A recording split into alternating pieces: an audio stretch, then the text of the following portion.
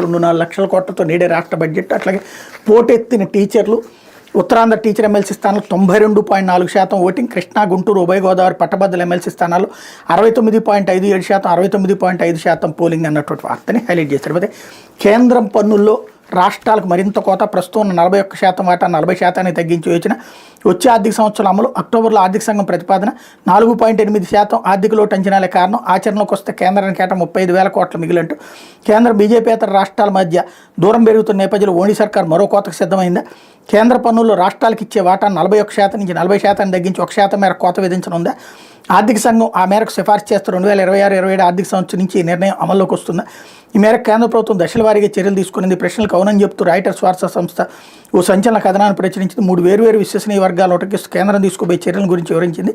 తాజా బడ్జెట్ ప్రకారం ప్రస్తుత ఆర్థిక సంవత్సరంలో కేంద్ర ప్రభుత్వ ద్రవ్యలోటు జీడీపీలో 4.8% ఉంది.